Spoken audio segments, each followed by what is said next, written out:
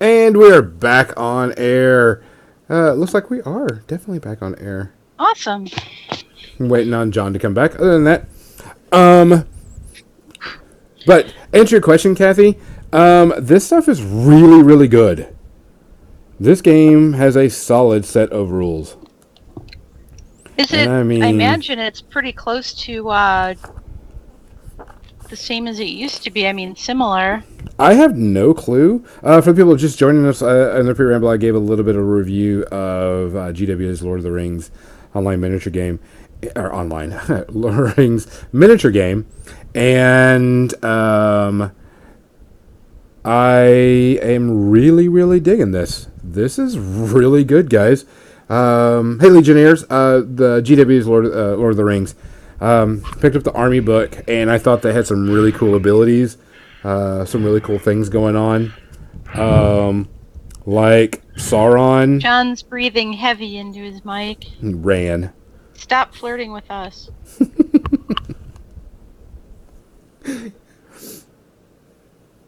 Hopefully, he can still hear us.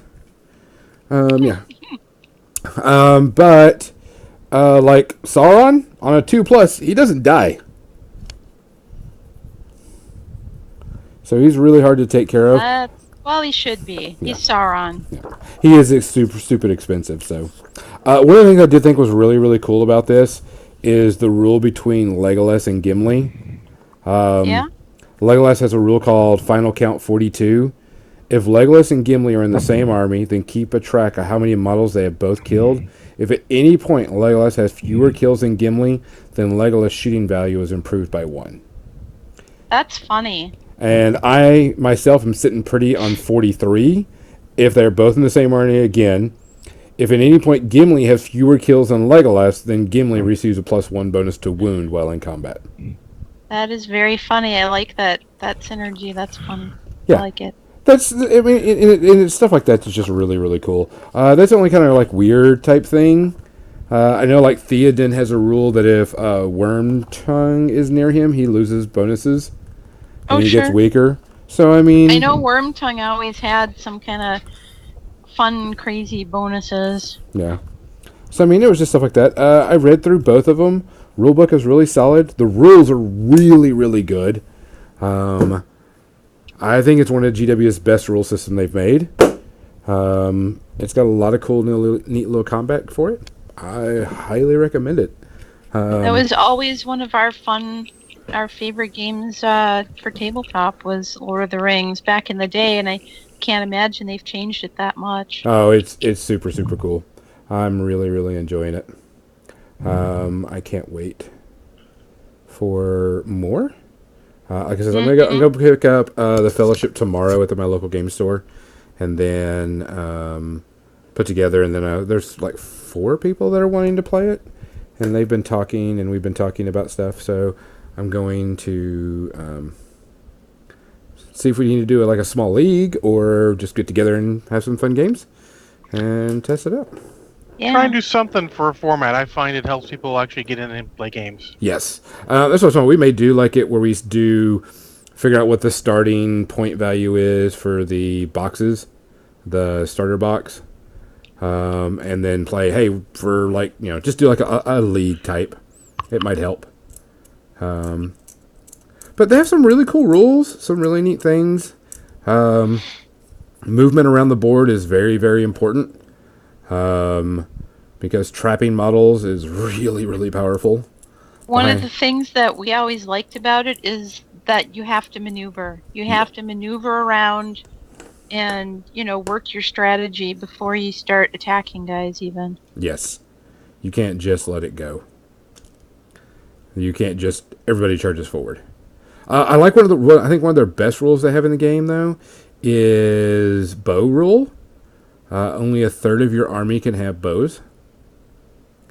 So it stops from you fielding an entire fleet of foot fast archery army and just shoot everybody off the table. Yeah, that's been a rule for a while just because they didn't want it to become like... there are points where fantasy degenerated to, look, I brought all the guns, basically. Yes. Oh, yeah, I have all of the cannons, and now all your guys are destroyed on turn 3. I have no idea who would do shit like that. Nope, nobody.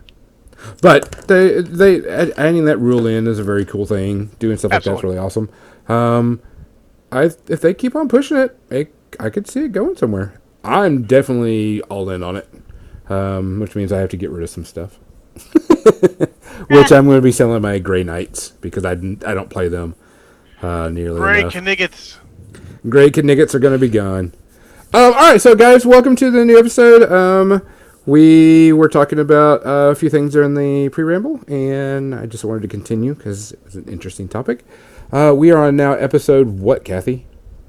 I don't know. 54, No. 55. Yep, I think so. I didn't really pay attention this week. I've been preoccupied. Yeah, it's been a pretty busy week for everybody. All around. We've been pretty solid booked with personal stuff. So, let's see. John, what are you drinking tonight?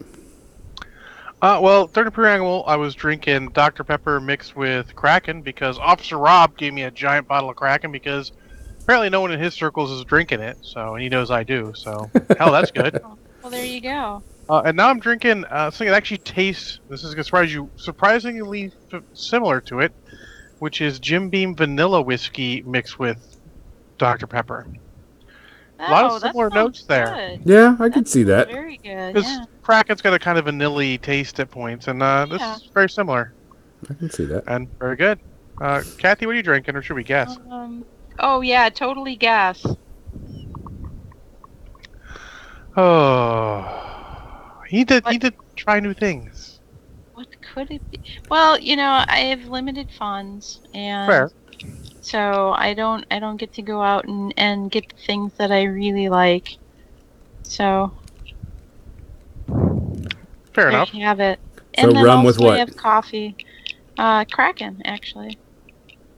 It is less expensive than the other rum that I like that they have there. That's not to say the rums you don't like. Don't drink those. Don't drink them. Don't drink alcohol you don't like. That's a tip for me. Oh, absolutely. Don't drink it. It's not worth it. It's not That's worth why the time I and don't effort. drink very often. And if you like it, drink it. Don't care what anyone else says. They can drink shame you. That's what middle fingers were invented for. Hey, Captain Salary Potty. Hey, Xander. Welcome to hey, today's cast. Scotty. Hey, Xander. Earl Grey, wow. Oh, I Hot. love Earl Grey. It is my favorite tea. In fact, I suspect that Jim will be bringing me some soon. I'd ask Bane to make tea, but I don't trust him to make tea. No, either. Oh yeah, there's an art to it. My drink of choice today is Maker's Mark. I've got a little What? bit left before I have to go buy a new bottle for Warmachine Weekend. Oh my god. The madness. More than Dice does not condone drink shaming. Do not. People drink what they want to drink. If you like Budweiser, drink Budweiser. I don't care. It doesn't affect how I enjoy my drink at all. Nope. It just means if I need to buy you a drink, I It's can buy you cheap. something cheap. Cheap. Yep. If you like Natty Bo, drink Natty Bo. If you like Milwaukee's Best, God help you. But drink that. If you like that tangerine and turmeric cider that I tried at John Con, fuck, there's something wrong with you. But man, by all means, enjoy it. You haven't died until you've had Malort. That was the same guy who had brought that before to John Malort. Oh dear Lord. Yeah, what was I drinking? There's definitely something wrong with that guy. I was at the local Qdoba and they had like mango tea, and I'm like, heck, give that a shot. It was right there in the tangerine and turmeric cider level of not Oh. good. Just revolting. That's okay Yeah. to say. I mean, honestly, the tangerine and turmeric shit, at least it was alcohol, and after a bit of it, you're like, okay, this is drinkable. It's just not good. That tea was horrific every time I drank some of it. I ended up dumping it out and getting Coke because It's awful. at least I know Coke's gonna taste like Coke. If your Coke doesn't taste like Coke, burn the place down. More Than Dice does not condone burning places down. Nope.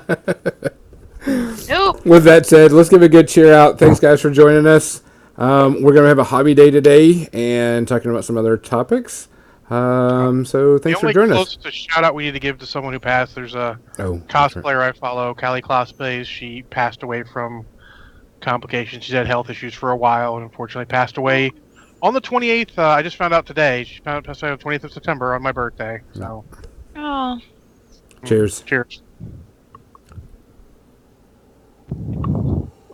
I mean, you can't see me on camera right now because it's just my hands, but I did get We toast. believe you. All right, let's go and switch over to that. We're going to try this new section. Well, they're going to try this new section. You're going to get to see my wonderful face. John will not be. And that's as it should be. will not be doing I'm not as anything. good as multitasking between hobbying and doing other stuff. I stopped listening to podcasts as much when I hobby because I found I was not paying attention to them as much as I needed to. John, When I they're actually listened asking, to one twice and didn't realize it. do you have a link to that cosplayer that... Sure I can. link that up in chat. Some people want to... So we're on episode, I believe it's 55. We are going to be talking about conventions, Warmachine Weekend. We decided we'd do a hobby day. Gonzo has to do a bunch of models. And finish Kathy it. is working on her Gellerpox that John sent her. Thanks, John. It was like a birthday present. So we're going to work on I'm that. sending all sorts of models everywhere. I sent Necromiles some extra Stormcast for his boy to put together. He's like, on the Hobby Street page, he's like, hey, anyone have any extra Stormcast? I'm like, oh, do I? Your boy's going to get some stuff. So that's a part of this Saturday's fun, was sending out some more models. That's awesome. And just like yours, post office is on point. They're going to deliver that shit Monday. I'm impressed with their local delivery times. And by local, I mean Chicago and Massachusetts. I'm just pretty happy that it came to the correct house this time. Well, I mean, I put the right address on it, so I would hope. Oh, that doesn't often matter. Your post I office. hate to say that there were a couple of packages. One we needed to sign for, thank goodness.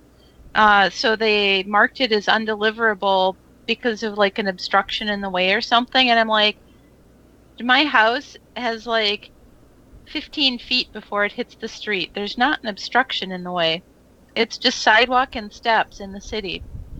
Like, I don't know where these people delivered it to or tried to. So I had to call up the post office and ask them what the hell. What So the they hell, asked me post for office? my address and they asked me for the tracking number and I gave it to them and they said, oh, we tried to deliver that to 63rd Street, not 63rd Place. I said, well, I guess I'm not surprised. That happens with the regular mail. So then the next day they came and delivered it to us. So they need to go back to step one, which is what I like to call RTFM. Or read the fucking manual. Yeah. Or read the fucking address. It wouldn't have been so bad, but like 4 days later, we were expecting another package from Alaska. And they did it again. But this one didn't need to be signed for, so they actually delivered it to that house. Oh, for fuck's sake. So I'm like, it says it's delivered and I haven't gotten anything. So where did it end up? And they asked me for my address and the tracking number and I gave it to them. And they said, oh, we delivered it to 63rd Street, not 63rd Place. And I'm like, this is the second time this has happened this week. So, and then I apologized to the person because I was terse with them. And I know it wasn't their fault. I'll be honest. I wouldn't apologize. I'd be terse with them and let them transfer that to the next person in line. No, not that way, because absolutely the phone person has nothing to do with how packages are scanned and put on vans. Fair. But I'm I a did customer make service them. professional, so I have no problem if people get on the phone and they're upset with the problem because I represent that company and I'm here to help with the problem. I don't take any of that personally. I understand people are upset. It's all good. Yeah, but if I'm a jerk, I absolutely will apologize and tell them I realize it isn't your fault that this happened, but I just wanted someone to know what was going on. I usually start off by, all right, I know you can probably help me, but you should put your manager on because you don't deserve any of what's about to happen. That is a good idea. because the manager is paid enough to get that and can actually make change. Scotty goes, that is not the way of the Midwest, John. I'm an East Coast guy. What can I say? Yeah, I am a Midwest girl. I'm a Minnesota nice girl. So I passive aggressive. Well, Strike Tanker is done. Fully assembled. Are you sure it was a good idea to fully assemble? It looks like maybe a bitch to paint with those shields in the way. Nope. I might have pinned the arms so I could pull them in and put them out so I can use them in the meantime and then paint Nope. them up. Nope. All right. Gonzo apparently does not give a shit. Nope. So I'm going to say this. When I first saw that model, I'm like, that is a giant load of ass. Seeing it not in the paint scheme they painted it, it looks a lot better. Yeah. No, it looks There's good. a lot to be said for a good paint job on something. Oh God, not to be extra critical of the Or same company, even an adequate paint job on something. So I'll give 2 stories since we're on this subject real quick. Recently, the Crucible Guard stuff, I'm looking at the models on the shelf because I'd made up some Leyland's Resistance lists that had some models in it, and I was pondering it. And I'm like, God, I need to see these models actually because this paint scheme makes them look fucking terrible. Uh-huh. I mean, the painter painted them well. It's the choice of scheme that is terrible. Oh, I understand how that is. Yep. And then, I don't know how far, you go pretty far back in GW. Do you remember the original zombie plastic box? Where they had the red border around a little picture? And they'd have like 20 zombies in there? Oh, thank God, no. So my buddy, Ed Framer, we call him that because he ran a framing shop. Not to be confused with Ed Gamer, who ran the gaming shop across the hall from him. Ed Framer and Gamer, got it. Told him they needed to make Ed and Ed's framing game, but they didn't go for that. Anyways, he's like, I never bought the zombie models because I looked at that box and they looked terrible. And this back when GW was just putting any paint scheme they could on there, just trying to show more realistic paint schemes. Now it isn't that they actually have to at least get someone professional to paint them. They don't have to be like, Golden Demon winning masterwork Sure, pictures. they just need to bring out the details on the model. Exactly. He didn't, and then he just, on a whim, like someone had a sprue or something, he saw it, he was like, these are actually great, and then picked them up, and then he was the zombie guy because they were great and he enjoyed painting them. Sure, that's cool. Yeah, Crimson 1980 says, I think PP is running out of colors for armies. They are, but that's also because of sub-armies. They need to do a little more work on that. And Coptic Scotty Pie sells a box of those zombies. They're actually pretty good models. They'd be perfectly fine nowadays. In any case, we should probably stop me rambling and get on to an actual topic. Unless you want to hear me ramble more about stuff and things. I don't mind. You may ramble about stuff and things. It's all valid. We're in the hobby. It's all hobby and conventions. And if we start out with hobby, we can convention later. Absolutely. Well, we should go to the topic. I don't want to. I already ranted in the pre-ramble too, and I don't want to get all cursy. You're on a roll, man. Sometimes. You're on a roll, dude. Oh yeah, I pulled out the Rocket Girl because I have to paint one for a charity. Kathy and I meant to bring that in here so that I could start filing mold lines on it when I'm done with these last 4 guys. Yeah, Kathy and I got chose to paint up the Rocket Girl for a charity from Broken Games. Charities, go! Yes. And you know what we should do? We should both paint them on a stream together. Oh right. God! Yeah, it'll be Absolutely. Would be so much fun. Okay. We could beg people for it could be a begathon. Begathon. Yeah. Beg us to paint better. Beg in for money for charity. Yeah, absolutely. Take some charity for for whatever the same thing. Charity is. Yeah. Which charity was it? Was it the PTSD one? Yes, it was Broken Games. It was for one of Adam's family members had PTSD, and so all this money is going to that charity. So one of the rewards was you got a model. You got the Rocket Girl painted by some people, and of course I got luckily chosen to paint one. I don't know why I suck. And me too. And Kathy, and which you don't suck. Stop dissing yourself, Gonzo. Your stuff is fine. Jesus. Yeah, that's why people watch you paint. Yeah. It's not because of your sparkling personality. Fuck no. Shots fired. Wait, do we need a topical cream? Nope. Yeah, I mean, you get the burn center on the line, Gonzo? Let me find where the closest one to you is. Nope. I take my burns like it is. You take them like an adult? Yep. That's kind of how I'm taking this finger one I was here. going to say like a man, but that's very genderistic, and I want to be Yeah, more open to everyone. like an adult. This Yeah. this Like resin it- is look, really it might weird as- though. You almost can't even see it. It's barely a burn. It stings though. What can I Hey. say? As a wise man once said, pain don't hurt. Mm-mm. This is a weird resin though. It's like real brittle.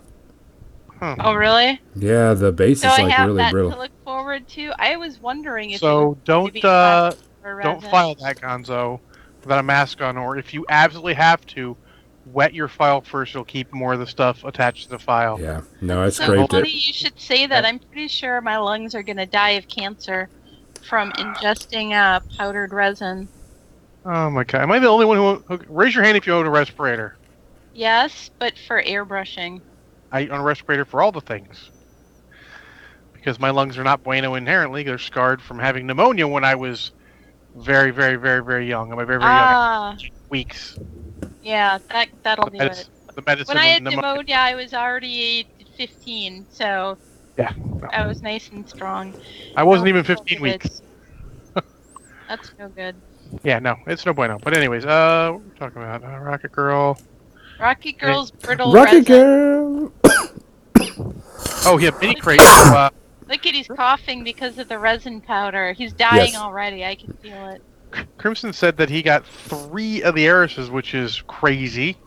Damn. I feel like you should pay that forward somehow if you want. You know, maybe donate them to a charity. That'd be cool charity stuff. Good raffle, charity of your choice, whatever. I mean, your models at this point. I was actually looking through models, and I never realized that they made a alternative Arcane Tempest Gunmage solo. Ooh. The Gunball Yep. Wizard. I didn't realize that was actually a model until I opened it earlier today. Because I still get all the models for Minicrate, even though I don't really play Warmachine and Hordes too much. Because they are very good models, with the exception of Gaston the Pirate, who was ultimately disappointing. I was a little sad. I mean, it's not a bad model, but it wasn't as cool as the rest of the models. The new one looks pretty good. The Midwinter. Oh yeah, they're fine. Like most of them are good models. This one was just really, really fucking disappointing. I mean, it's in my faction. It's a model I like to play, and it's going to be a pirate. You know, my boy El Marshall's going to love it, and then it's just like, oh, you put a pirate hat on him. Whoop-de-doo. It's not. And not even a Right. peg leg. Well, apparently PP's got a thing against peg legs. I heard. I've heard, yes. That's We discussed Can't play. that on our. So, but still, a little disappointing. Do better, PP. I know you can because all the rest of the models are better. That is the worst. But to be fair, still worth the price of the subscription. I was amused that 2 of my my Gellerpox, what do you call them? The mutants, the Gellerpox mutants. Actually, was it them? No, it was the Glitchlings. 2 of them have peg legs, and they're not even pirates. Those just went go wild, and they did.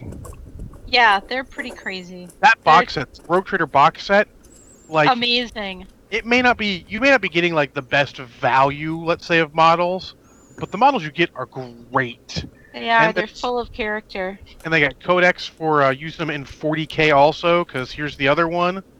I gave Kathy the other codex too, because she might want to play 40k and have some Gellerbox. So Full circle, I give away models.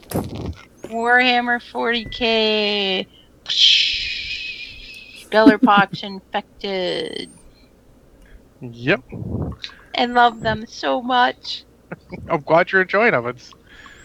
I mean, they weren't anything for me, and even my locals really cared. So I'm like, you mentioned it. I'm like, all right, they're yours. Let's get them out of here. Yeah, I already have Sculpey rolled out from one of the Green Stuff World texture rollers. It's a sci-fi one. It's not hexes, but they're like a triple hex kind of triangle thing. There's I like gotcha. 3 hexes put together, right? But that's the whole pattern. And then there's like sewer grates and tiles. And It's a really like, cool texture. I don't know if you can see it, but it's sort of like these bases, just less hexes. Bigger hexes, not as many. It's like there's 3 of them put together for each design instead Okay. of separate hexes. That's cool. I don't know But if I'll can post see. pictures of it later when I'm basing them and stuff. So You could see that picture. Very good.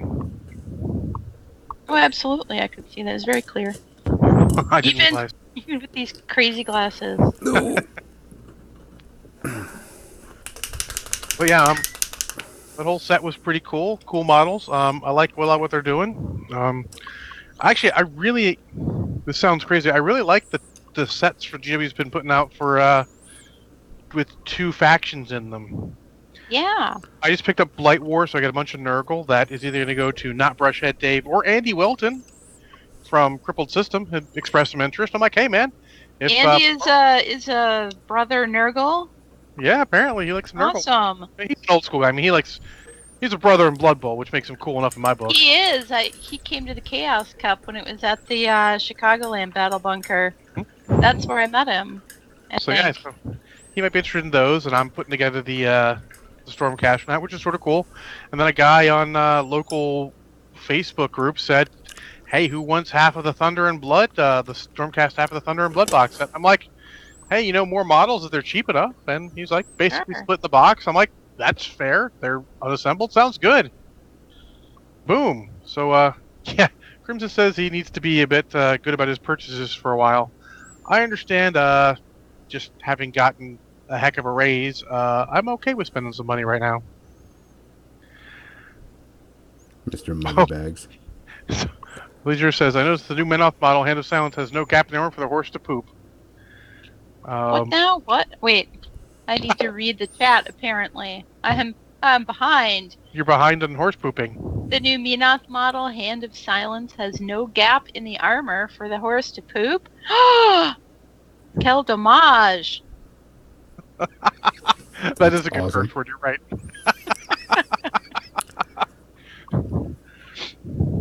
So yeah, a lot of that. I'm kind of enjoying putting together these models. I actually converted up to these Stormcast. They're supposed to have hammers because they're out of the. These are the easy fit together, no glue required technically models. Oh, I took cool. swords from the actual Sequitur box and gave them swords because the swords are better than hammers in this particular case. This is probably the only case that's straight up better, but. That is neat. And it was I cool like to have the models. Stormcast. I do too. People. That brings me to another rant: is people need to stop being so goddamn negative online. Well, yes, but that's not going to happen, sadly. Well, like I understand if you're critical, it's cool to be critical. It's cool to be constructive criticism. Absolutely. You notice I don't post a lot about Warmachine online because a lot of times when I'm thinking about it, I'm thinking very negatively, and I don't. Wait, you mean you practice the whole? If you don't have practice what I something preach? nice to say, then don't say anything at all. No. Well, not always, no. But I'm not going to be negative just for negative sake. Yeah. But so there's this whole thread about how it's too bad that the new Rogue Trader or Kill Team Commanders set doesn't have any non-Primaris commanders for Space Marines. To which I'm immediately like, well, technically Death Watch are Space Marines and their guy is not a Primaris, but I know what you mean, so I'm not going to be pedantic on them. Sure. Yeah. And then it just turned into this whole, people whining like it's because they're spending too much time putting out Stormcast models and, everyone's just going to be Primaris and blah, blah, blah. They're trying to make our collections not work, blah, blah, blah. That's not really true. And okay. Like, they're trying to put out cool models. Maybe Yeah. they just... This is what they have. Doesn't mean they can't put out more later. It's what White Dwarf is for. They actually use White Dwarf for what it's for, which is putting out more stuff. Plus, honestly, so many models now, they have the rules in the little instruction booklet, which is great. Yeah. So, I mean, they Yeah. can put out a model later like, here's the Kill Team Commander's box for a standard Space Marine, let's say, Chaplain. And, boom, here's rules for him in the box because they can do that. Because that's how they're doing stuff. I like it. Stop, don't be so negative, be more positive. Like, I would like to see more regular commanders. I mean, honestly, they're riding this Kill Team train for all it's worth, and, That's what they do. They're a business, and it's all good. I mean, I'm not going to buy any of the Commander's box sets because I don't think they belong on Kill Team ever. Apparently, they're only supposed to be a once in a while type of thing. And honestly, I own all those Commanders. I have a million of the Tech Priest Dominuses. I do not need more. I have the Death Watch Watchmaster. I don't need another one. You know? Maybe guard one, possibly, because I do, if they make a Catechin one. Because I have Catechin guys I'm going to use with my Knights, because that's my whole focus, more or less. If it's not Death Watch, it's Knights. And that's how I'm working my armies. If you can ally with my Knights, you're in. If you can't, well, you're going on eBay. So what were you saying about Sly Marbo? Was that right? Sly Marbo? Yeah. They're putting out Sly Marbo again. Apparently he was a limited release. Yeah, I remember when he came out. The plastic one, the new recent one, where he's standing on the Orc head and all. They're releasing him next week. They're going to have him for pre-orders, I think. And I'm like, well, I got a bunch of Catechins. He's a Catechin. He may be the Catechin. Maybe I'll pick him up. He's kind of cool. Let's see what chat room says. Yes, and Leisure says that's why he's glad that Shadespire has self-contained warbands. Absolutely. You don't have to think. You just have the models that are in the warband. It's super cool. I really like them. And I love how they're making an effort to take them and make them viable in Age of Sigmar itself. That's awesome because that means you get double use out of those models. Like, honestly, I'm like, it's like $5 or $10 more for the warband in Shadespire over just the unit in Age of Sigmar, and I would absolutely buy the warband every time. Hi, Erica. And then, Hey, Erica. Leisure says it seems like Kill Team just makes it really select a new army. Absolutely, and you don't have to go crazy with it. Like, do you like Gellerpox? Boom, you got your Gellerpox. Do you want a little bit of Zinch just because you want to paint some Zinch? Now you have an excuse, and we're gamers. You give us an excuse, we will buy new models. Yeah, pretty much. Especially if it's Nurgle. or whatever it is, whatever your thing is. Like, do you like Grey Knights? You just want to buy some Grey Knights to paint? Boom, here's your excuse. Do you like Space Marines? Buy some Space Marines. Do you like Eldar? Buy a couple Eldar. It's super cool. It's a great thing. Honestly, for Warmachine and Hordes, if you really want to play Company of Iron could be much the same thing. I mean, it's not quite the same because you're not getting Warjacks and Warbeasts, which are, in my opinion, kind of the focus at a level of those games. But if you like some of the infantry and all, you've got an excuse to go get some. Get them. It's cool. So Crimson1919 says, speaking of self-contained stuff, anyone hear about the new card game from the creator of Magic? It's a card game, but instead of buying boosters, you buy an entire unique deck, and you can't mix and match cards between them. Sounds interesting. That's a card game I could actually consider getting into. I have heard of that, and for the life of me, I can't remember what it's called. But yeah, you buy the whole deck as is, and it's a random deck. It's Keyforge, and that's FFG's new thing. Right. It's a very interesting idea. I'm interested to see how it works. Being non-collectible means I might play it. Sorry. It absolutely will be one of those things where if somebody gets a really badass, deck, they could sell it for a bunch of money somewhere down the line. It works like that. I think all the events are based off buying a new deck. Yeah. Oh, like if you do a tournament, you're buying the deck there and just playing right out of the box? Yeah, so you're paying $10 for the deck plus whatever the event costs. Honestly, I'm interested to see that. I'm willing to look. If local store gives a demo, I will take a look. If it shows up on YouTube and it's not too terribly long, I'll give it a look. Then what we got here? So actually, there's a Transformers trading card game that Watts just put out. PB Tibma said I did a demo of that this week and it was a ton of fun. Cool. It's interesting thought. I'm look forward to it because honestly, Magic is fine in certain formats as long as you're not playing the big leagues. Let's say It's a great game. It's actually a great game if you're playing in the big leagues, but it's better if you're playing in a limited environment where you're just playing and having some fun. Sealed deck, booster draft, those are all super cool and fun. I've been having a lot of fun with Champions, and I have yet to get an actual physical game in that's not against myself. So I've been playing online, and you can get the app for free. And once you play the games against the AI, you basically get a starter deck for free. And the more games you play, the more gold you can get, and the more crystals you can get, so that you can either buy a booster pack with your gold, so you're earning booster packs, and you're able to earn crystals to craft individual cards and stuff. So it theoretically could cost you no money, but you can still purchase things in game. Okay. The one that Bainey and I are looking at, and we might not have to buy cards for this because we're going to go way back machine. There's a card game called Shadow Fist. Oh. It was one of the early ones that came out after Magic, and I love it. Yeah? For Gonzo sounds like he loves it too. I remember it. So it's still around somehow, but it's no longer collectible. It seems like it's non-collectible now, and just you buy a set, you get the cards, go to town. Mm-hmm. We're looking at that because apparently they're in the middle of changing things up. But if not, Bane and I own a shit ton of cards collectively between the two of us, and we may give it a shot. It's a fun game. It has some problems. It's not as polished as newer games are, but it's a hoot, and it takes place in the same world as the role-playing game we're currently playing, Feng Shui. Oh, cool. Feng Shui! Yeah, we just started the Mediocre Trouble in the Big Easy campaign, which you guys will see at a podcast shortly. I just love that as a name. I was looking for action movie sort of titles that I could steal. For a little bit, I was worried that everyone was going to choose guns because Bainey was talking about John Wick, and Al Marshall was talking about a killer, and Spencer was talking about a Maverick cop, and I'm like, that's all guns, dude.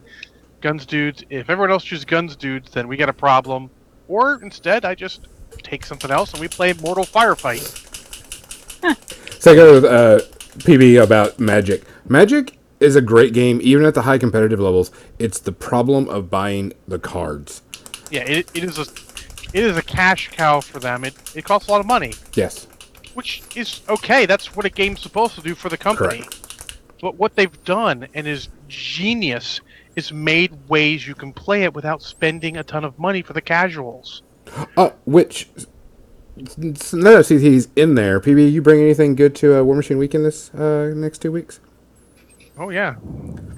Which, if you haven't known, Warmachine Weekend is in a couple of weeks. That was one of the topics we're going to discuss. I'm sorry, I've derailed you with talking about games in general. No, that's fine. That's good. We're talking about the hobby here. We're talking about hobby stuff. That's fine. I feel like it hasn't been derailed at all, but it is 7:38. So if you want to talk about convention stuff, perhaps we can. Or at least do get a that. little weekend talk in. Let's get. Yeah, that I do want to talk about Warmachine Weekend because that is coming up, and we did have some interesting news come up that Carl Morgan, which has been running Warmachine Weekend, a very good friend of mine, known him for 14 or so years because I was with him and knew him when he did Warmachine Weekend, when it was Warmachine Weekend 2. That's where I met Carl and Chris Explosivo and all those other guys. So he's been around. He decided he is going to retire, which I totally understand. He's going to have to. He's got a family and health and all that other stuff he has to take care of. Like, it's a good note. Life moves on. It is okay to move on from things. Just to throw it out there, locally, Metal John just said that he doesn't think that Warmachine is the right game for him, or thinks the game's passed him by, or he's passed it by. It's okay to move on. Mm-hmm. That chapter of your life ends, you start a new chapter. Maybe there's something else you want to do. It's okay. That is one of the constants in life is change. Mm-hmm. Well, I do know that some people were concerned that the Invitational would end, because I've already talked to some people. It is not ending. It is just changing hands. So we just have to, for those people that are worried, don't worry, it is still there. It's going to go into slightly stranger hands.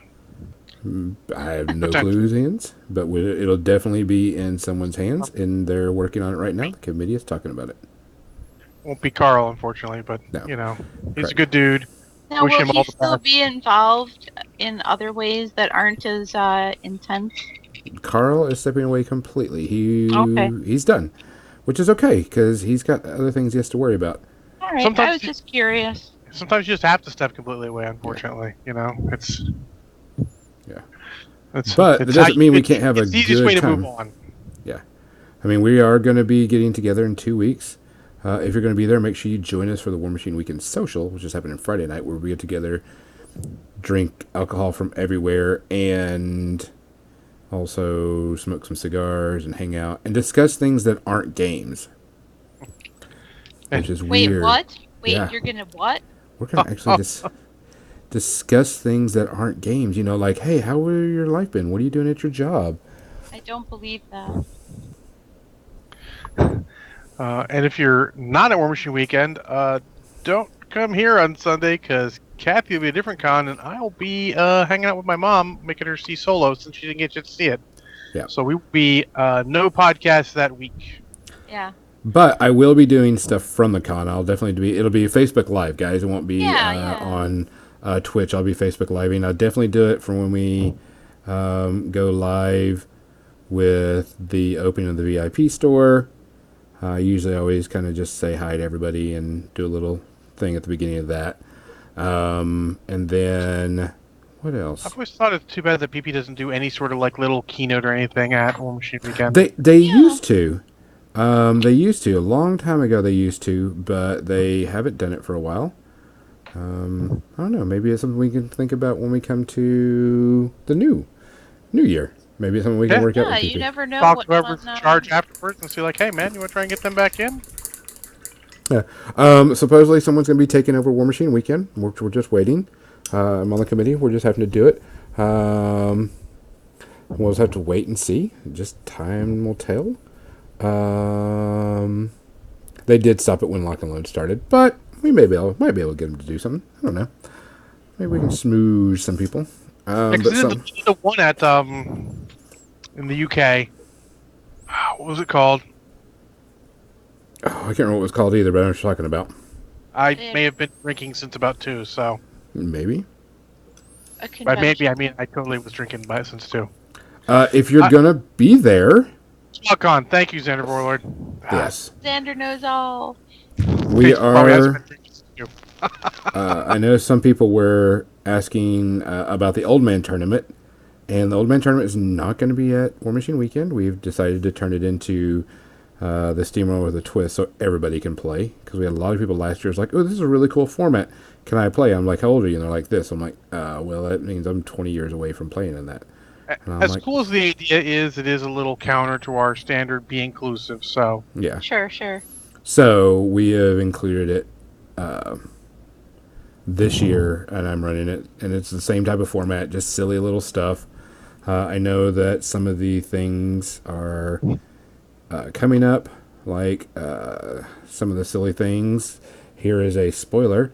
One of the objectives is spend 10 minutes of your death clock describing how Nicolas Cage is the complete and ultimate thespian of our time. Wait, what? You have to what? well, so there's a backstory to this. Carl is a huge Nicolas Cage fan. Yes. Okay. Huge. And so one of the achievements is for 10 minutes of your death clock, you have to talk about how Nicolas Cage is one of the thespians of our generation, the And greatest, sound sincere? and be sincere about it. I mean, have you seen The Rock? Yeah. Oh, And Con Air? The Rock was a very good movie. I will admit that, absolutely. I thought it was more like Sean Connery, but no, yeah. But What there's about silly things Drive like Angry, which is one of my favorite Nicolas Cage movies because it is completely Nicolas Cage, as in batshit crazy. What about Face Off? So I've watched that recently. That does not hold up well. I'm sorry. I enjoyed it in the theater, though. Oh, I enjoyed it in the theater too, and I still enjoy watching it. But it is just Nicolas Cage and John Travolta being absolutely batshit crazy to each other. Yeah. Wait, are we veering away from convention talk again? This is like we We are. always do. We need to save that for the media section. But it's a bunch of random weird things, just like the old man tournament. So be prepared. That is the only spoiler I'm giving. There are a bunch of them. There are a bunch of weird ones. There's some really hard ones that actually involve playing the game. But there's a ton of stuff that's going to be going on with that. We also still have a Colossal Wrestling going on. One of the other small weird ones. That's cool. That was one of the best fun rules they made. Yep. So expect that. I did screw up, and I should have had Carl put up that we do an alternate caster event, which is where you play the alternate caster, where like Harbinger goes to Menoth or goes to Grimkin type thing. But we totally forgot about that. That was my fault. But that's no big deal. There is a very, very good chance you'll see me in the Invitational. Oh shit! I know of 2 people that had to drop out, which then puts me in. But we have 2 more conventions to go through, and then we'll see if I make it into the top. Which, if I do, cool, because that's just kind of awesome for me. So I'll be honest, Gonzo. I was idly giving thought before my mom said she was available on that Sunday to watch a movie, of just getting a quick flight down to St. Louis and just crashing Warmachine Weekend. You should have. Ow. Should have. Mom's comes first, damn it. Mom's comes first. Yes. And it's a good use of that time. So. Plus, that is technically a role-playing weekend, and I'd hate to miss the second episode of our game. I'm trying to see if PB was to be Hey, bringing who's anything. breathing heavy into the mic That's now? John. No, it's actually my fan, because... Or, it's coming from John's mic. It's very my warm mic where I first. am too. I don't understand why, because it's like 30 degrees here. As the Facebook meme goes, the temperature went from 80 to 55 like I just saw a cop. It actually went lower than that. It actually got down to the high 30s one night already. I need Oh yeah, blue yeah. ink. Here too. Going off screen for a second. Back Gotta get my blue ink. multiple nights. He has Yeah. to do what now? He has to let us talk about random stuff. Oh. I have to get my blue ink. I'm going So on we the can screen. talk about the weather like good Minnesotans.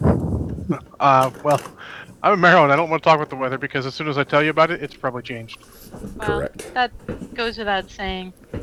Oh, Legionnaires. I know Jeremy Lee had to drop out. He had surgery, which, of course, Hope that he's trumps. okay. Yeah, that's a pretty good excuse. Yeah, Not he. the best. As excuse go, yeah, it's really solid. I know Peter L had to also. So there's some people that had to drop just because of life in general. So there was 2 spots down. I think there's a couple of others that did, but don't quote me on that. I don't keep up it as much as some other people do, but oh well. So there's a good chance I I'm might just make it gonna in. hold up like random Nurgle models that I have sitting next to me. Are you done putting all your stuff together? Cause I just finished putting all my stuff together.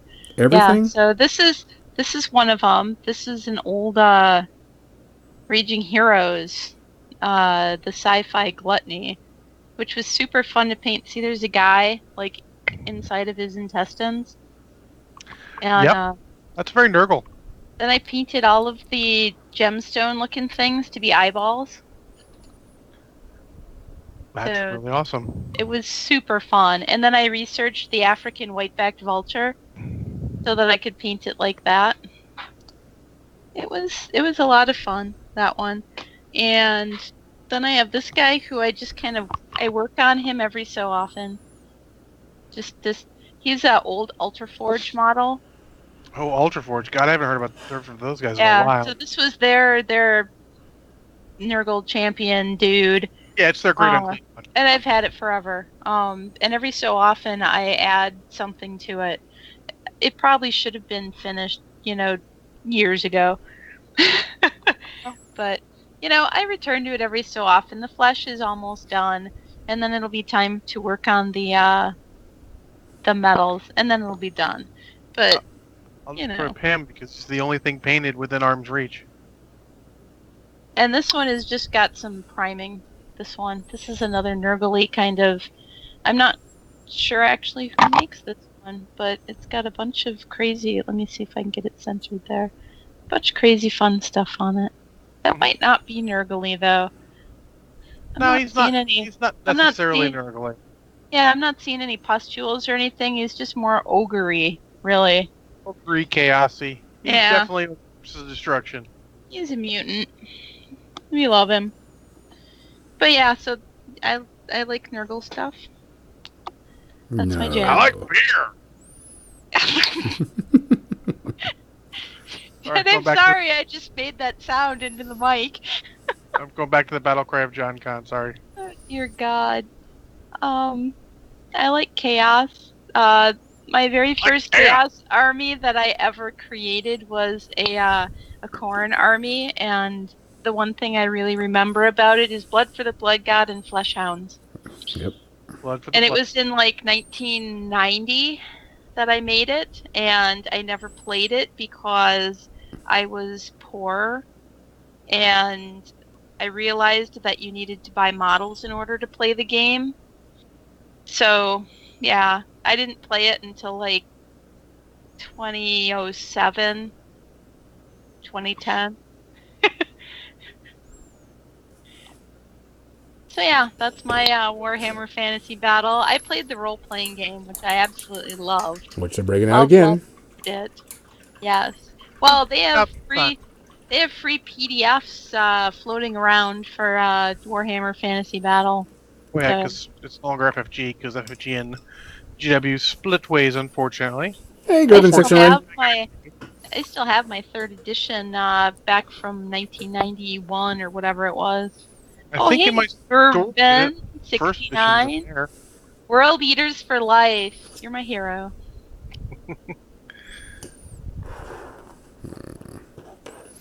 I think I got pretty much almost everything done that I needed to. I got to prime these guys, but I got to wait till this all dries up. So that's the same thing with this guy, because I'm waiting for this stuff to dry. I just got to prime him. After I prime him, I got to prime these 3 things. Then coat them all in gray like this, and then start doing the dry brush from hell. From hell, indeed. Because I pretty much am done with the Dreamer Inner People. Just need to do the arcs, put the grass on them, and be done. Fair enough. What's our time right now? We've been going like crazy. 8:53. Dang. So more about Warmachine Weekend. We will have some cool models there for sale. I believe they're going to have some pre-releases. Don't know which ones yet. I will let y'all know on Thursday night. Watch the Facebook page. What else is going to be going on? I know that they're doing some Mompoc, which I'm going to try to get a demo game in there. Cool. Please do that, because I want to hear about it. Because I never got that in at Gen Con. Yeah, well, Oz is actually going to be there this year, which is, I think, is his first time in a long time. And I'm going to ask him, give me a demo, and I may just stream the complete demo from my phone on the thing if he lets me. I need to take a tripod with me while I'm thinking about it, so I can do that. Because I definitely want to test it out, because I don't care for any of the models they have right now. It's the Japanese one they got coming out, the Sun Syndicate or whatever. I'm kind of looking forward to that one.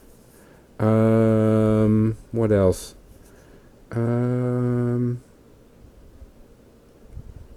There was one thing I wish I could have gotten into, and that was Travis Marg running a RPG, which I thought would have been really freaking cool to do. Would have been really neat. What else? Got a lot of cool events. If you're going to be there, make sure you show up. Say hi to me. And if I don't recognize you because of your gamer tag or whatever, or any tag, just say, hey, this is so-and-so. And I'm like, oh, gotcha. That way I'll know. Definitely come out.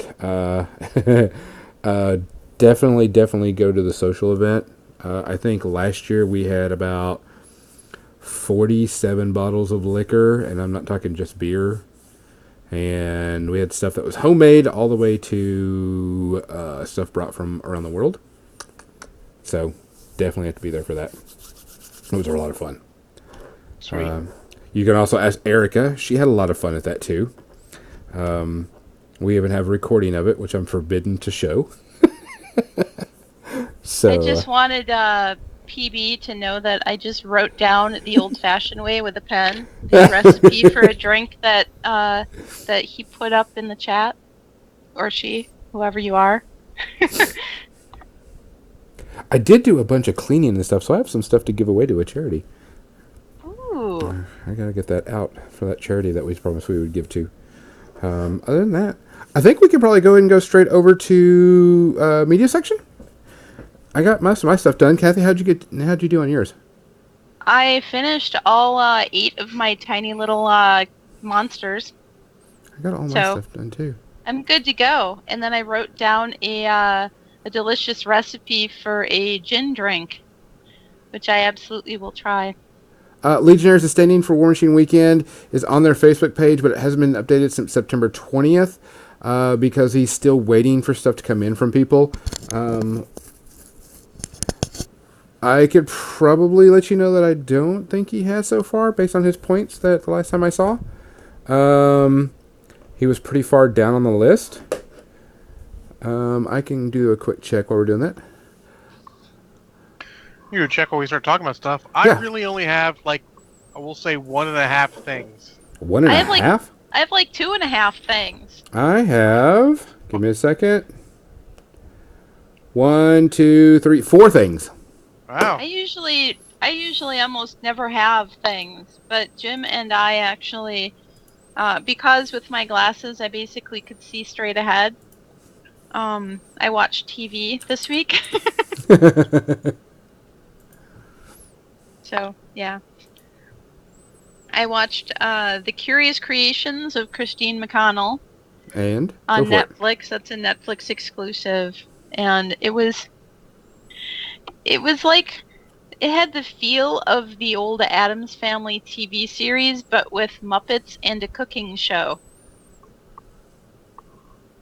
If That's you can- decidedly an odd combo. Yes. If you can imagine that combination, there was this undead revivified raccoon, but it was made of parts of like a squirrel and a skunk as well. As she attempted to bring this thing back to life, Christine, the main call that a character, squunk? a skunkle, a raccoon. I like Squunkle. Squunkle I don't works pretty know, good. Go but with it's- Squunkle. It's mainly a raccoon though, S- and its mentality is very raccoon. So it, so know, is mine. well, yeah. Well, that's my husband too, only without the love for eating garbage. I mean, define garbage. Honestly, now that I think about it, I did kind of buy a 6-pack of donuts and do only have 4 left. And those are the big chocolatey marshmallow ones I ate 2 immediately upon getting home. did they have filling? Oh, marshmallow. Oh my god, that's not garbage. That's like heaven. Well, I ate 2 of them in a row. So, Not my best choice. The Curious Creations of Christine McConnell is a Netflix exclusive. There's enough episodes where Jim and I were able to watch the whole thing in an evening, getting done at maybe around midnight, maybe around 11. No, we got done earlier because after that we watched the Great British Baking Show. So we both really liked it. It was funny. It was so funny. And every so often with what Christine is doing with the raccoon and the werewolf and the mummified cat, it's like this undead Egyptian hairless cat. And it always talks about how they were once worshipped in Egypt as gods. And the cat is very salty. The raccoon is a slut. And the werewolf is just the big dopey dog. and every so often Christine just goes talking at the camera, like breaking the fifth wall, you know what I mean? Talking to people, and the puppets, like the raccoon goes, "Who are you talking to?" So she goes into talking about this baking stuff. Like, if you want to bake a gingerbread mansion, here's all the things that you need to do, and she'll do this like tutorial of baking stuff. I mean, it doesn't have like the whole recipe and everything. It's not like Martha Stewart, but it's really close in a really grim sort of way. And so it just hit my comedy. It hit my creepy cute button. I love creepy cute things, and this actually really made it for me. I loved the Addams Family TV series, and it just had that sort of weirdness to it. And then watching the Great British Baking Show right after that, they were doing cakes in their first. We were watching the beginning of season 5, and Jim had never seen it, and I've only seen a few episodes on PBS. And so their first challenge was doing these. It was like cake day, cake week, and it was all this stuff that we had just heard about in the Curious Creations. You know, up to like the modeling chocolate that they use to sculpt things, the airbrush, the food grade airbrush that they use to spray food coloring on stuff, which we're both interested in because Badger makes food grade paints and airbrushes for baking. And so it was. We loved both those shows, and seeing the Great British Baking Show back to back with that was amazing. So that's like a twofer right there for me.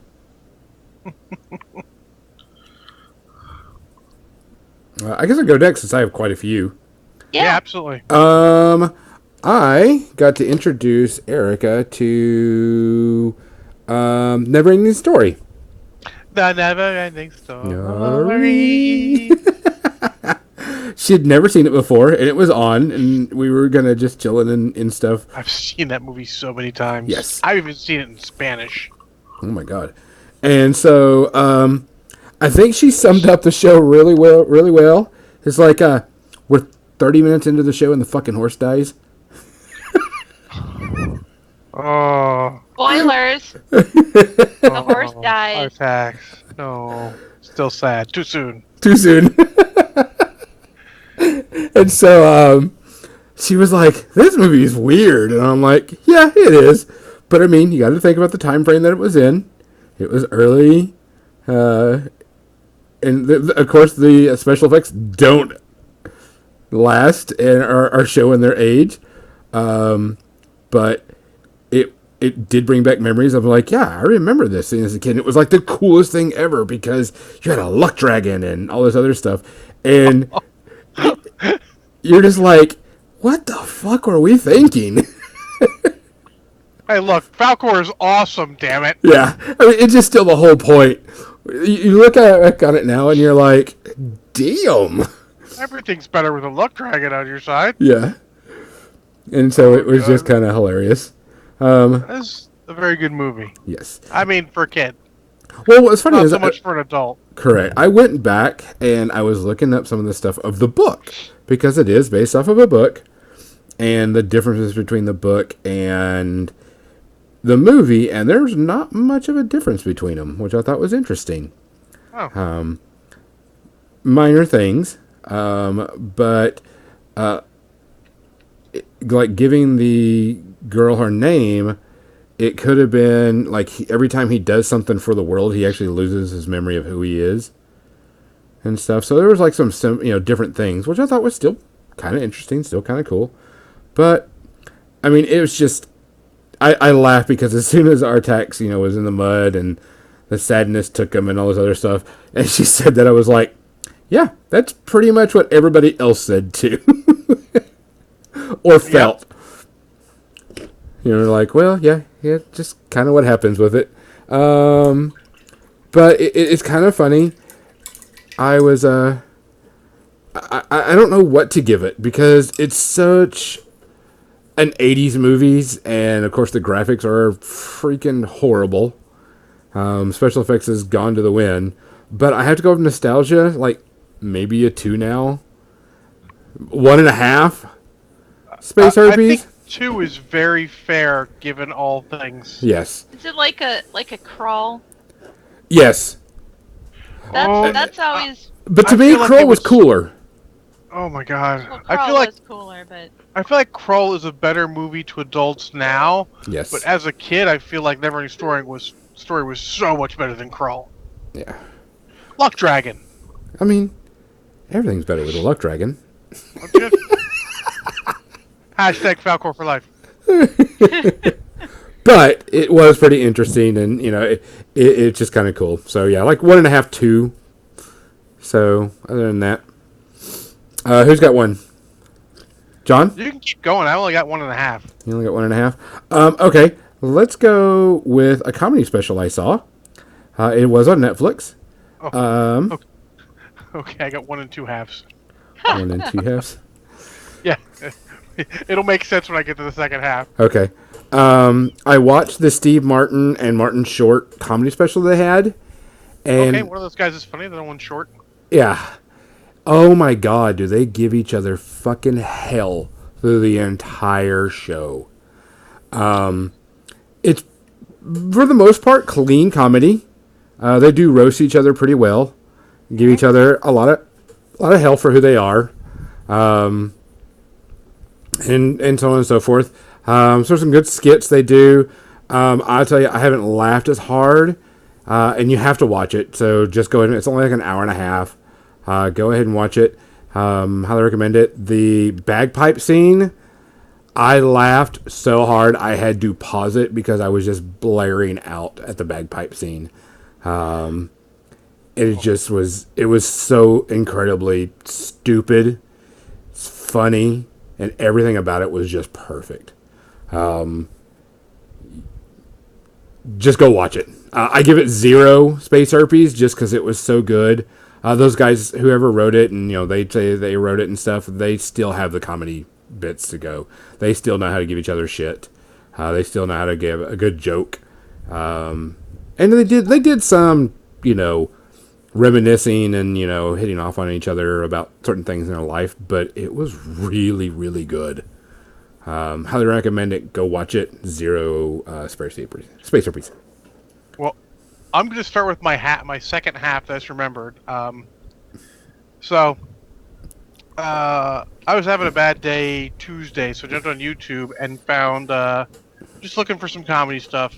I found a skit on YouTube by Brad Williams, who, if you don't know who he is, he's a midget comedian. Hence why that's my half, because it's not a full movie or anything. It's just a couple of YouTube skits. And on YouTube, it's called Buying Lucky Charms. I don't describe it. It is fucking hilarious. I was crying. I couldn't. He is so funny. And then I also watched his second one, which is called A Wee Problem, which is also super funny. Check him out. He is hilarious. I give him zero shots of Kraken because I've had too many myself. I drank it all. My eye is twitching. It's actually really disconcerting. I think that's actually more from all the sugar from the donuts and Dr. Pepper. But in any case, I give him 0 space herpes. He is super funny. Check out those 2. I'm looking for a bigger special to watch because he turned that frown upside down. It was awesome. And then my second half, because I'll end with the whole one, is I'm still watching the Flash TV series. Really enjoying it. I mean, I was giving it 0 space herpes. I'm going to give it a half space herpes because it is getting a little melodramatic, maybe a touch too much at points, but still really watchable. I like the Arrow, but this is way more my speed than the Arrow, way more what I'm looking for. And Arrow, one of the episodes I watched recently was the first team up with Arrow and the Flash, and it's very cool. And they do a really good job with it. I'm really enjoying the sort of DC stuff on TV way more than I am the stuff on the movies, actually. So, like I said, downgraded, if you will, to a half space herpy, but still really enjoyable and enjoying the crap. Going to keep watching it. I'm going to try and watch the team up between him. I know he's going to team up with Supergirl come up. I'll try and watch Supergirl up to that point when that comes up, and go with that because I hear that's a pretty good series as well. So looking forward to all that in the future. Kathy, you had a half one also? So I just remembered another one. As Oh, you were shit. talking about that, I remembered a comedy. When you said comedy, I'm like, so last night as Jim was doing a podcast with the, I don't remember. It was another hobby one. I'm sorry, other hobby podcast that I don't remember your name off the top of my head. But so I was left by myself to watch TV. And I was on Netflix, and I discovered an Eric Idle show called What About Dick? And let the single, double, and triple entendres carry you away. It was not only Eric Idle, but Russell Brand and Tim Curry and Eddie Izzard, Jane Leaves, Tracy Ullman, and some other people.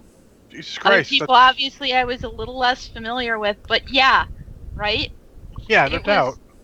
And it was a live recording done at the LA Orpheum Theater of a radio production that Eric Idle wrote.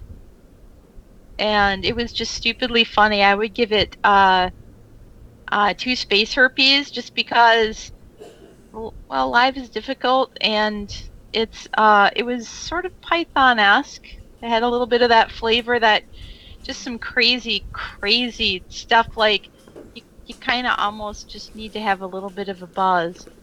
But I was laughing my ass off. I'm more than a little bit right now. I just got special delivery of fresh out of the oven snickerdoodles. Ooh, yum. Respectfully, Gonzo? With all respect. Fuck you. So yeah. I'm going downstairs so, and I'm making an egg and ham sandwich after I'm done. That sounds yummy. It will be. So yeah, look up on Netflix, What About Dick? Because we all want to know. On Netflix, do not type that in Google. For the love of God, do not type that in Google. Type it in Netflix. I'm just saying. I just typed it in Google, What About Dick Eric Idle? Oh, you didn't say... You And the say very Eric Idle. first things were exactly, yes, Eric Idle. If you no, I'm not going to do it. I was going to do it. I decided. The old Better part Python. All of the first things were like the IMDb and the website for the actual show and stuff. So Add Eric Idle to your search, it'll probably be okay. If you don't add that part, God then help. it might be horrifying. Or it might be what you're looking for. I don't know. I'm not going to kink shame. What the hell? Do what But yeah, whatever. makes you happy. If you want to search for Dick, I'm fine with that. Gonzo, please save us. This is going Or do we talk about my other one? Let's see. After that, this is going to be kind of a two-parter, but we'll talk about the thing. I started watching the new season of Daredevil, which is season 3. Yep, something that Iron Fist and Luke Cage won't get. Correct. That was because that was my other part, was a Luke Cage, but I wanted to discuss that about something else. Yeah, But so far, I'm only got like 3 episodes to go to finish up the season. It's been good, really good. They kind of went with the Frank Miller style again. That shows a little bit darker the way it's filmed. So it's, if you have a really, really dark TV, be careful. Or it's really bright out, be careful. It's really, there's some dark moments in it too. If you don't know, aka Bullseye's in it, which is really good. There's just some weird stuff going on in this season. Good plot twists, good fight scenes, really, really good fight scenes. Good acting. Overall, great season so far. Really good all around. Highly recommend it. I really can't give it any space herpes because I'm not finished with the season. I'm But impressed they chose Bullseye. That was draws straight parallels to a movie that I like, but is not good. yeah, but Bullseye is in it. They kind of don't say it, but they hint around it. But I'm not at the full end of the season yet, so Please tell whatever. me he doesn't have the Bullseye thing embedded in his forehead, because that was No, more than slightly dumb. no. The way they introduce him and the way they show him is really good. The way Kingpin really works in this one is really good. I hear God, what's my brain is actor who plays Kingpin. What's his name? Gomer Pyle. Wow. Really?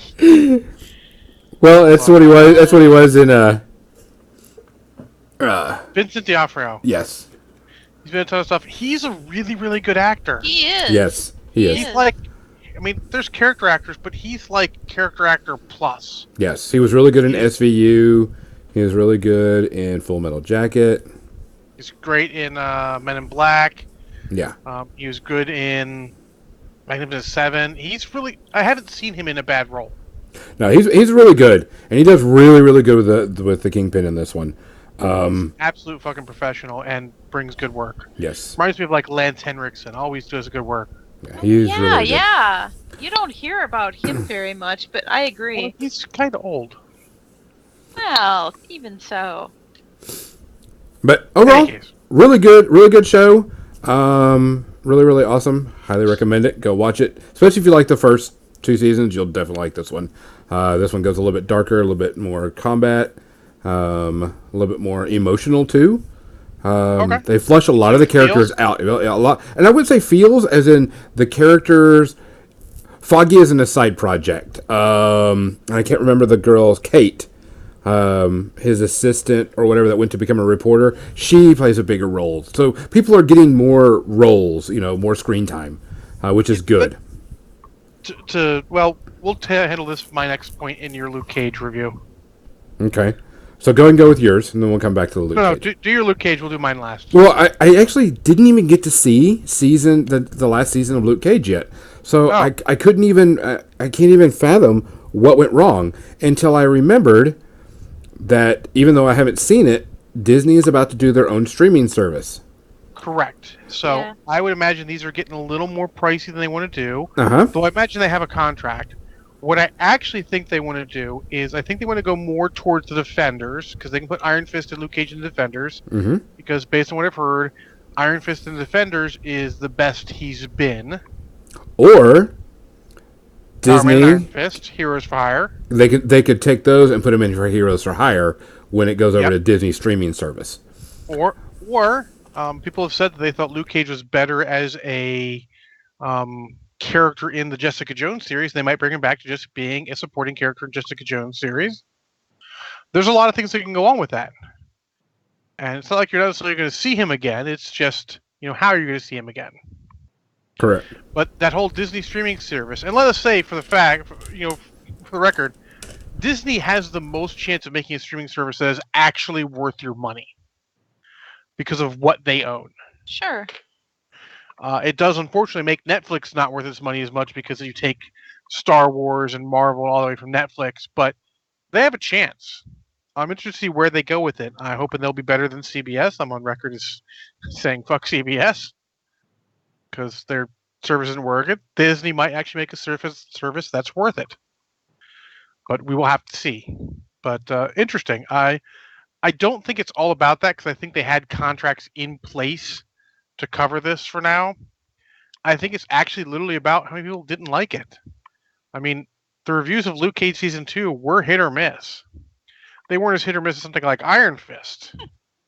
But I've heard people who were like, it was shit, I hated the end of it, didn't like the end of Season 1. Some people didn't like it all, so...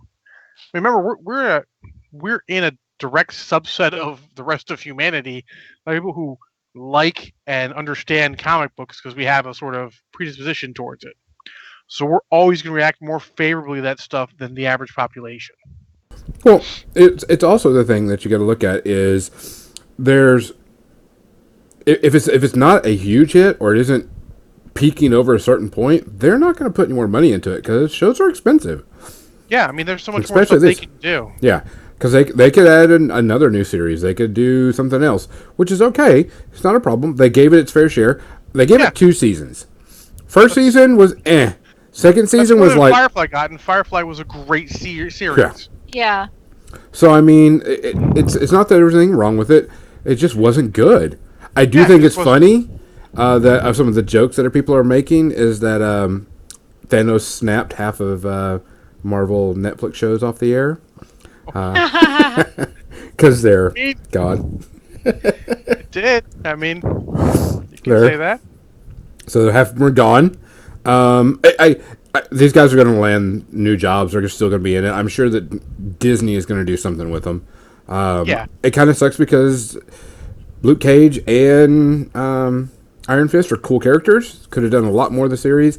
To be fair, I've said it before, I'll say it again. If you really want Iron Fist, go look up the graphic novels for the early 2000s reboot of the Immortal Iron Fist. They are awesome.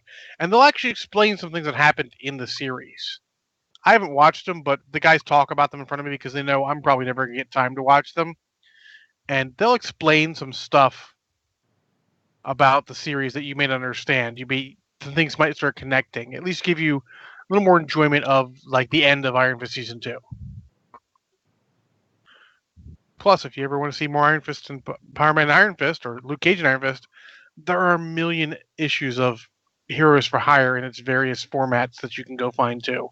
Don't forget, comics is where this started. You can still go get the comics and get a ton of enjoyment. Yes. Oh yeah. So I'm just kind of like just there. Other than that, so I have like I still have my half a one. Oh, we'll hit your half. Yeah. So at 5:00 tonight, I started watching The Lovely Bones, which is a Peter Jackson film from 2009. Oh yeah. So I had series, never. right? I don't know. I had never seen it. I had heard of the film, like back then, but I never had a chance to watch it. But they're playing it on the Movies channel on broadcast TV. And so I thought I'd give it a shot. And I got sucked in, and I loved it. It was... This chick gets murdered, and basically it's her own voice narrating it, the one who got murdered, and she's talking about it at the beginning, and I really wanted to see what happens, but I looked at when it ends, and it ended at 7, which is of course an hour after our podcast starts. Yes. So, or an hour, anyways. So Understood. yeah, I wasn't gonna see the ending, and now I have to go find the movie so I can watch the whole thing with Jim because I think that he would like it too. It was really the first hour that I actually saw of it was amazing. Actually, didn't even see the 2002 book. Yeah, The Lovely Bones, a Peter Jackson film. It's a very good movie, a very sad movie. That's the impression I got, but just it sucked me in. It's done really, really, really well. So yeah, I can't spoil it because I never saw the ending. Well, I might spoil my next movie because it's kind of old. Go for it. So it's a movie called The Replacement Killers. I don't know if either of you have seen it. I've seen it more than enough times that we averaged to somewhere in the high single digits because I've seen it a lot.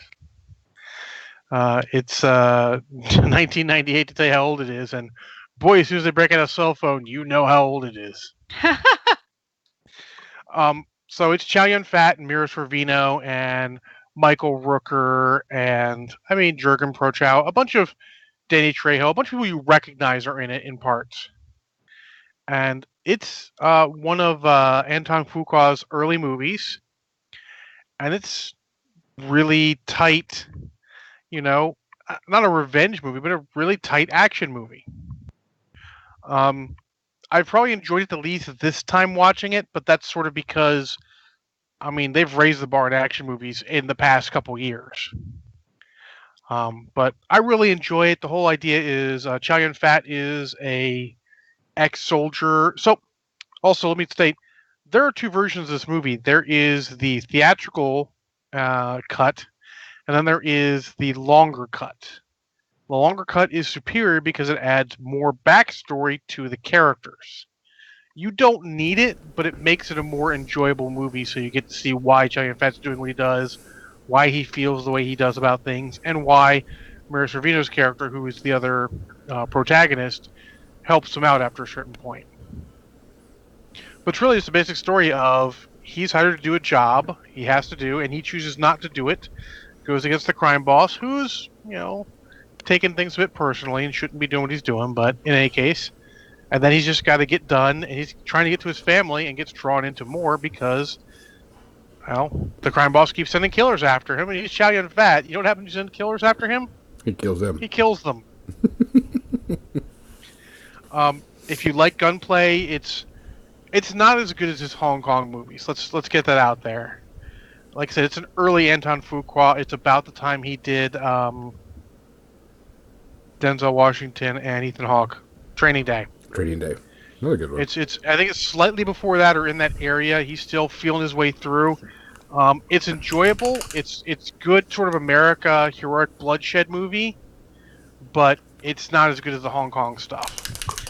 If you have the choice between this and say Hard Boiled or The Killer, oh my God, you watch Hard Boiled or The Killer any day of the week.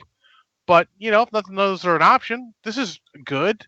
I give it a shot and a half of Kraken. Been drinking too much.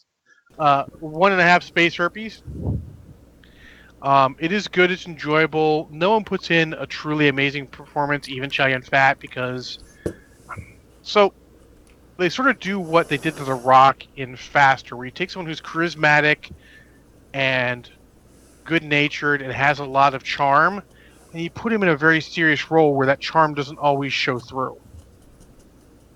So you still end up with an enjoyable movie, but you see how if they made the character better, it would have been a better movie.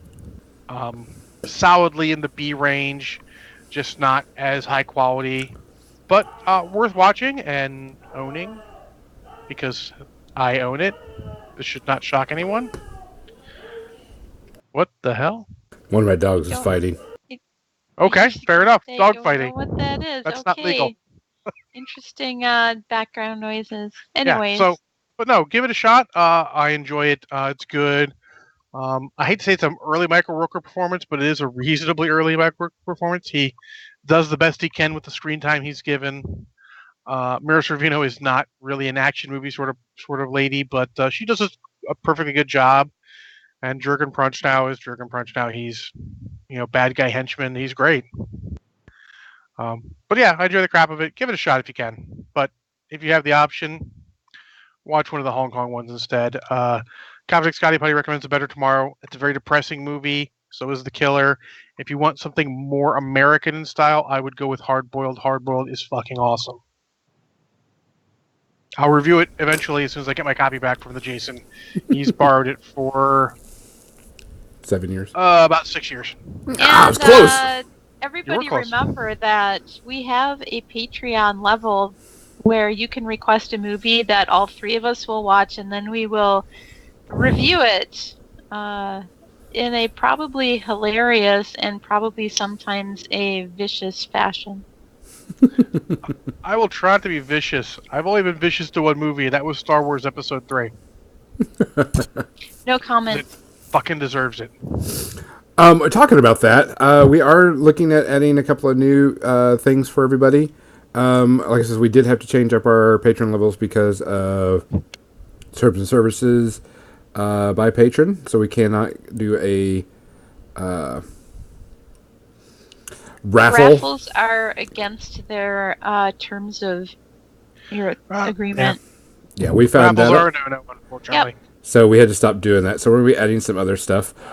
Which one of them? Do you want to talk about what one of them we're working on, John? Maybe not this time. Let's get more time to figure it out. Plus, Okay. we kind of have to pee. Okay, so John's got to pee. thank John's got to you, pee. So just so everyone, everybody knows, for- John doesn't want for to talk joining anymore. us. But he wants to. He definitely wants to describe his love of Episode 3 on Star Wars. So go ahead, John. Go ahead and go with that one. Oh, my love of episode 3. Fuck episode 3. Fuck episode 3. Fuck George Lucas Is and the music fuck rolling? everyone involved in that movie. You almost made a fucking competent movie, but somehow you fucked it up. You have so much promise, and then you fucking shit it away with stupid droids that rip apart fighters from missiles instead of actually missiling fighters, and stupid bullshit that could Hey, have John? been done way better. How Yes. bad do you have to go pee? I don't have to pee anymore. The anger has replaced the pee. It's burning away the alcohol. Fuck. So with that, guys, we're now Close to good. at the end of the episode. We will be back next week. Of course, Warmachine Weekend, we will not be here. But keep an eye out for Facebook Live because I'll be doing some streaming. Kathy will not be on Monday morning. I will be on Wednesday night to do some painting. Other than that, Crimson, no, it is not even close to Casablanca. Fuck. Fuckity fuck. with that, What about Atlantic Rim? Way better than Atlantic Rim. Atlantic Rim is like so many levels worse. It So didn't even have... on the Casablanca to Atlantic Rim, I mean, we've got quite a wide scale there. It's closer to Atlantic Rim than Casablanca. Wednesday will be on Facebook, Legionnaires. I will be definitely streaming live on Facebook. I'm going to try to do mine on Facebook. That way we can get kind of both. And I'll probably be doing a Friday one also. I just got to check my schedule on Facebook because we want to give both to people. And Facebook has actually been really kind to us, guys. Yeah. It's been doing really good for us. And as soon as I get set up again, I have a couple things to do. Might take some time because of new requirements at work, but I plan on streaming stuff, whether it be me just playing some games, hobby streak, and who knows. So we plan on doing that. And I get to that, yeah. So we'll most likely be on Facebook. I will be on Facebook for Wednesday night. And I'm not sure if, depending on my glasses situation, because I have to take these glasses in to get fixed. So I don't know if I'll be streaming on Thursday because my other glasses I can't see my monitor with. So, yeah, it's a challenge. Indeed. All right, guys. From One of the Dice, I'm Gonzo. I'm Done. Kathy. Good Jink. night. Wait, that's not right. Nope, I was faster than you. He was Roll faster than you. Roll credits. Are you sure you have to pee now, John? Because we can talk about Yep. episode 3 some more if you want. I mean, I think the best part was when the robot attached to his foot and he flung the robot around with his foot. That was like cinematic genius. Wait, is this Star Wars we're talking about? I have no memory of that. I think John has just left the building. No, he's still there. Good night, people.